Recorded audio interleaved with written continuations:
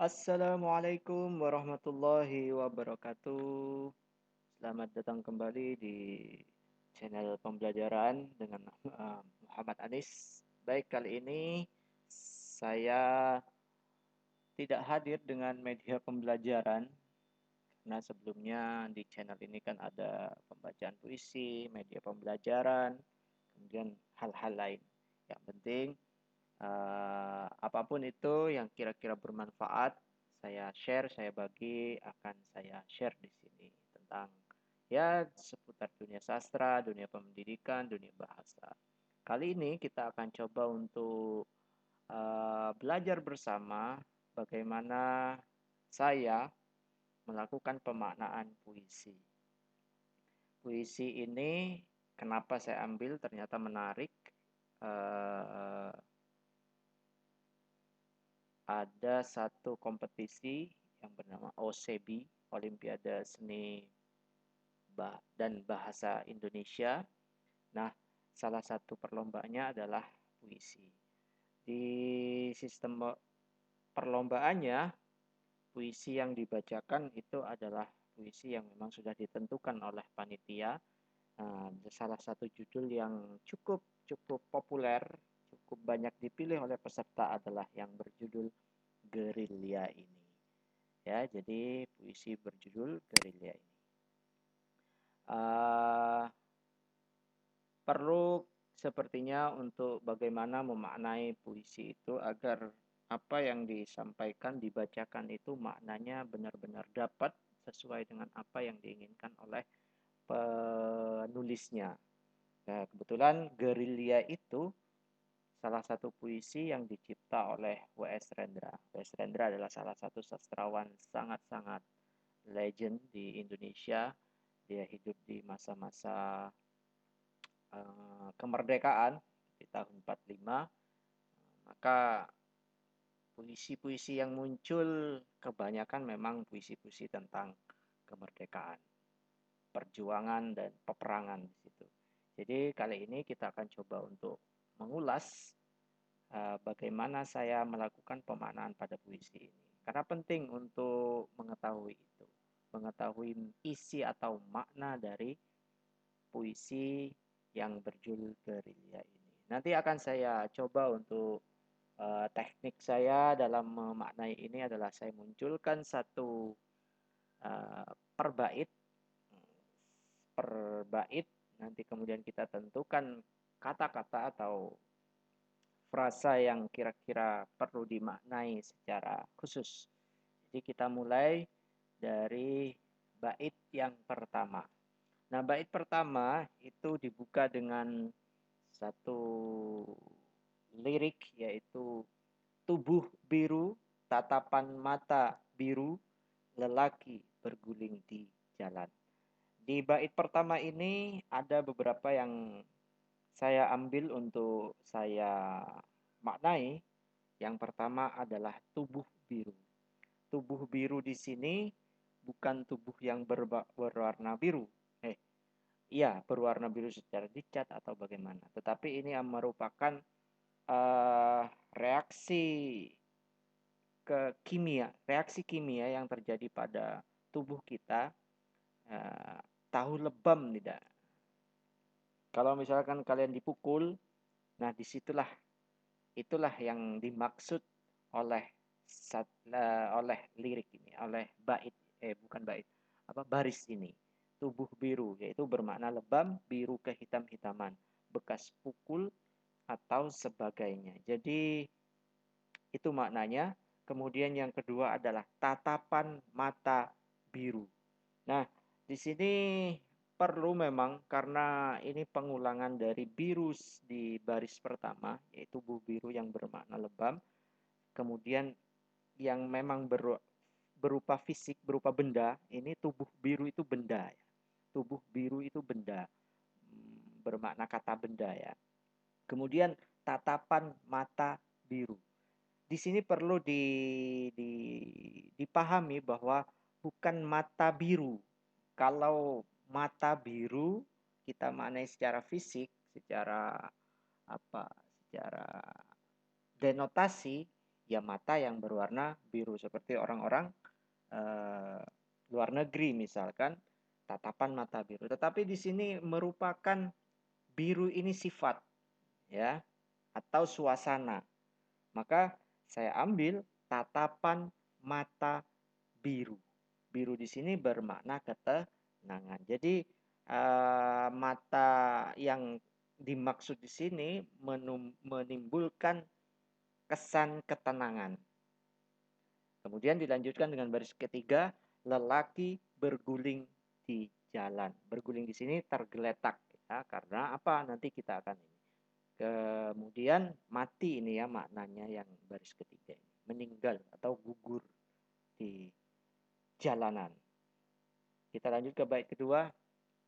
Angin tergantung, terkecap pahitnya tembakau, bendungan keluh dan bencana. Makna kata yang saya ambil, pemaknaannya yang pertama adalah angin tergantung. Namanya angin itu kan sesuatu yang selalu bergerak ya. Bergerak kemudian menimbulkan reaksi pada benda-benda yang disentuhnya sehingga itu menimbulkan gerak. Selalu bergerak ke kanan, ke kiri, ke atas, ke bawah, itulah angin, sifatnya angin. Tetapi di sini oleh penyair ditulis dengan angin tergantung. Sesuatu yang tergantung itu ya sudah tidak menimbulkan gerak apa-apa. Saya maknai dengan suasana yang tenang di sana. Jadi tidak ada angin. Pernah ya merasakan suasana tidak ada angin sama sekali kita rasakan, tapi udara tetap ada karena kita bisa bernafas. Tetapi angin yang tidak berhembus. Artinya saya maknai dengan kata tenang. Kemudian terkecap pahitnya tembakau. Terkecap di sini bermakna terasa ya, pahitnya tembakau. Di sini sebenarnya kalau kita maknai dengan terkecap pahit, sebenarnya sudah paham, tetapi oleh penyair ditambah lagi dengan tembakau. Jadi lebih terasa betul pahitnya. Jadi sebenarnya kemungkinan si penulis ingin lebih menekankan kata pahitnya. Kalau sekedar pahit mungkin seperti jamu atau benda-benda lain yang kita kecap pada lidah kita itu sebatas tapi ditambah dengan kata tembakau di situ lebih dalam. Artinya di sini bermakna kesedihan kalau saya ya memaknainya. Kemudian bendungan keluh dan bencana. Tambah lagi dengan baris ketiga bendungan. Namanya bendungan itu terkumpul semuanya. Ya, tempat menghimpun. Misalnya kalau air begitu ya, bendungan itu air ya terhimpun di situ. Tapi di sini bukan air yang dibendung, tetapi adalah keluh dan bencana. Jadi di bait kedua ini si W.S. Rendra ingin menggambarkan suasana yang tenang, tetapi tidak bahagia, tetapi merupakan sebuah kesedihan bahkan dikatakan dengan sebuah bencana. Itu kira-kira yang saya tangkap dari bait kedua ini. Kemudian di bait ketiga ini merupakan pengulangan, repetisi dari bait yang pertama tadi. Tidak perlu kita ulas lagi. Kalau belum paham ya nanti cek lagi di pemaknaan di bait kedua. Kita masuk ke bait keempat. Dengan 7 lubang pelor, diketuk gerbang langit dan menyala mentari muda, melepas kesumatnya. Nah, di sini yang di baris pertama saya ambil kata pelor. Pelor itu adalah peluru yang biasa ditembakkan oleh seseorang melalui pelatuk ya, pelatuk senjata gitu ya. Kemudian diketuk gerbang langit. Dalam tubuhnya pemuda yang tergeletak tadi, di dalam tubuhnya ada 7 bekas tembakan. Kemudian diketuk gerbang langit. Diketuk gerbang langit ini dia sudah mulai ruhnya terangkat, artinya kematian gitu ya. Ruhnya terangkat, kemudian dia berusaha naik ke langit seperti yang kita pahami bagaimana orang meninggal itu.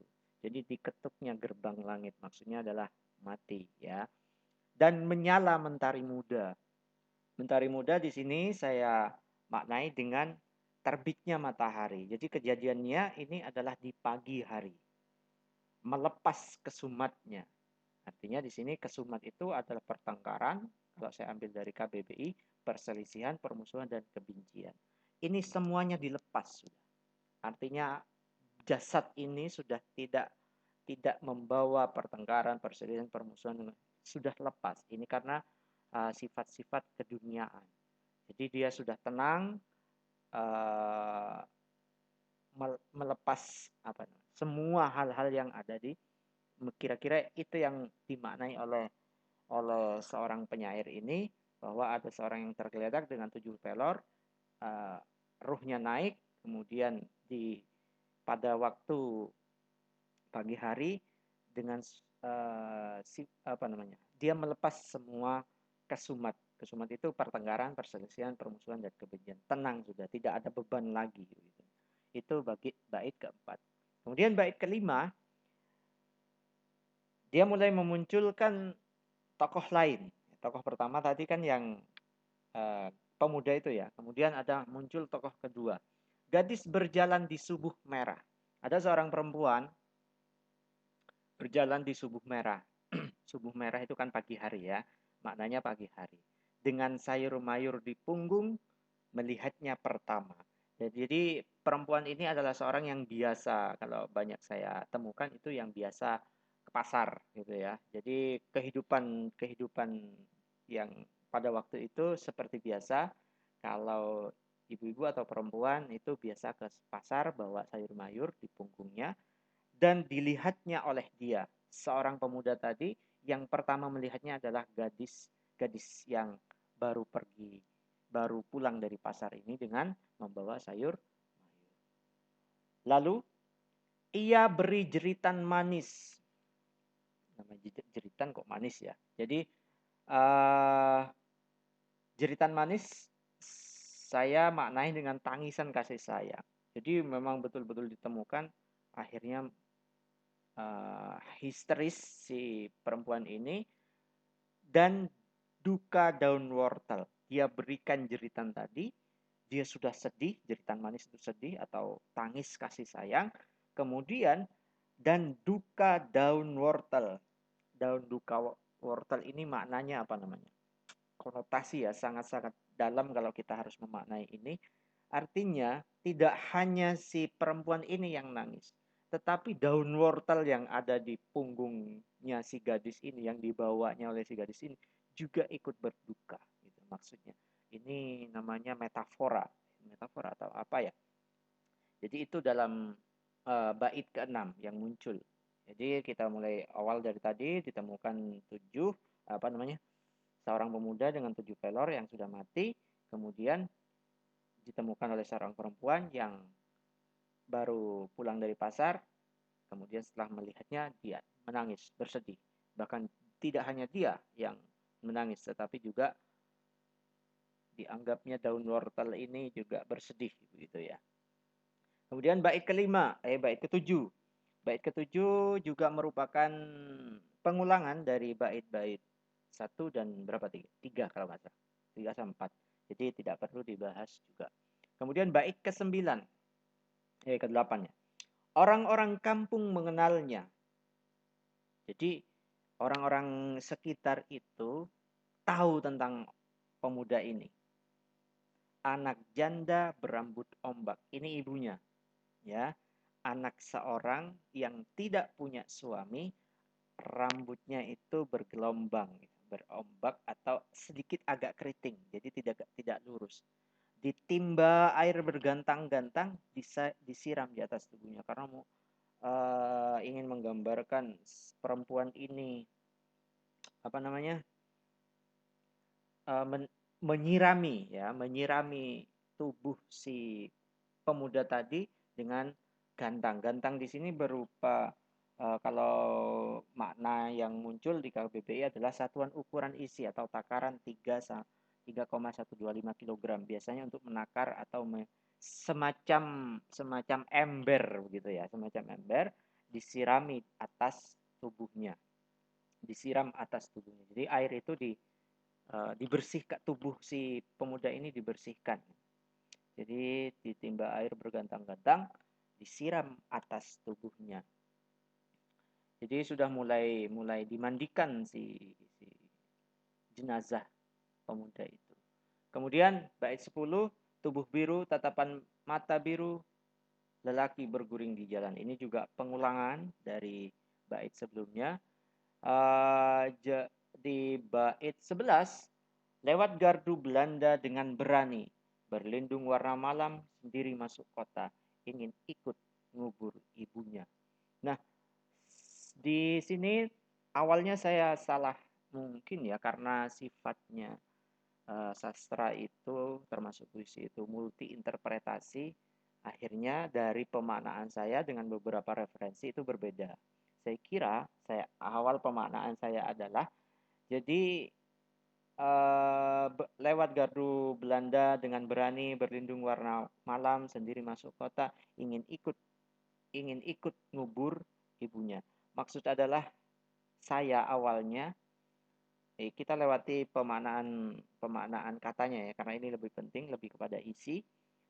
Kalau saya memaknai awalnya adalah jadi bukan ini, kita fokus pada ngubur ibunya, ingin ikut ngubur ibunya. Saya kira adalah jadi ibunya ini masih hidup. Melewati gardu Belanda dengan berani, berlindung warna malam, kemudian sendiri masuk kota, ingin ikut ngubur ibunya.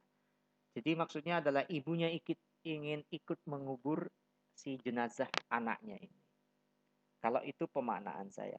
Ternyata ini bisa dimaknai dengan kejadian sebelum kematian tadi, ya. Kejadian sebelum ditemukannya jenazah pemuda yang dengan 7 pelor tadi. Sebelumnya, kalau dalam ini bait terakhir sebenarnya, dari bait terakhir ini bisa dimaknai sebelum kejadian kematian tadi, ya. Jadi sebelumnya pemuda ini lewat gardu Belanda dengan berani. Gardu itu rumah jaga, tempat berkawal, ya. Karena pada masa itu masih zaman-zaman penjajahan Belanda, ya. Lewat gardu Belanda dengan berani, berlindung warna malam. Warna malam itu gelap. Jadi dengan beraninya si pemuda ini memasuki wilayah yang dikuasai oleh Belanda. Dengan sendirian, tanpa teman, masuk kota, ingin ikut ngubur ibunya. Nah, ingin ikut ngubur ibunya ini adalah perjuangan seorang pemuda yang berani memasuki gardu Belanda. Ya, pemuda ini seorang pejuang. Karena seorang pejuang, akhirnya terjadilah penembakan terhadap pemuda ini. Tergeletak di jalan, kemudian ditemukan oleh perempuan tadi. Apa yang ingin dia lakukan? Dia berusaha untuk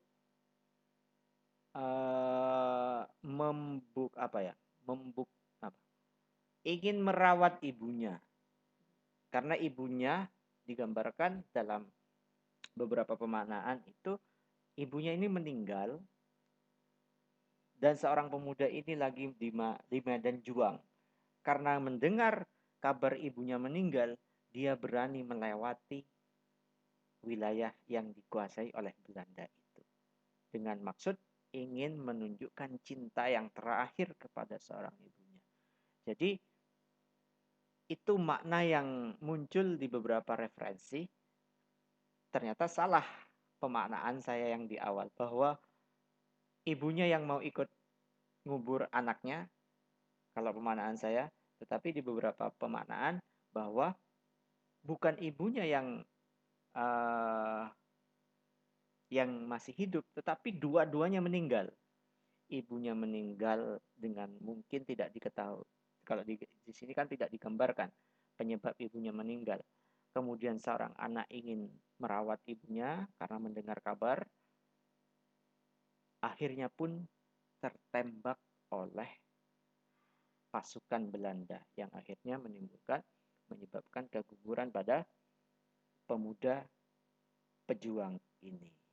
Jadi kira-kira itu yang bisa kita pelajari dari puisi yang berjudul gerilya. Namanya kalau akhirnya kan kita dari bait ke-11 ini yang terakhir ini pun juga gerilya itu masuk di sini. Sendiri ya. Namanya gerilya, kalau kita pernah dengar perang gerilya itu yang dilakukan oleh Panglima Sudirman, itu juga dilakukan dengan diam-diam gitu ya. Jadi pemuda ini juga melakukan perjuangan, melakukan sebuah pengorbanan yang ingin merawat ibunya dengan sendiri, dengan diam-diam. Kira-kira itu yang bisa kita pelajari dari puisi yang berjudul Gerilya karya seorang sastrawan yang bernama W.S. Rendra. Jadi maknanya ini bermakna sebuah cinta kasih, tentang perjuangan, tentang pengorbanan, cinta seorang pemuda terhadap orang tuanya. Jadi bisa kita ambil apa namanya, amanat atau pesan dari ini, bahwa kita menjadi seorang manusia, kita punya ibu yang harus kita tunjukkan dalam kondisi apapun. Mudah-mudahan kita bisa menunjukkan cinta kita terhadap ibu kita. Ya, seperti pemuda yang dilakukan oleh pemuda yang sampai mengorbankan nyawanya hanya untuk bertemu atau merawat jenazah ibunya. Kira-kira itu, mudah-mudahan kita termasuk anak-anak yang berbakti pada orang tua, kepada ibu, kepada ayah, kepada keluarga kita. Mudah-mudahan kita bisa mewarisi sifat dari seorang pemuda yang gugur di medan juang ini. Terima kasih.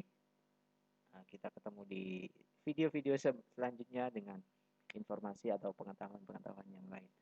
Assalamualaikum warahmatullahi wabarakatuh.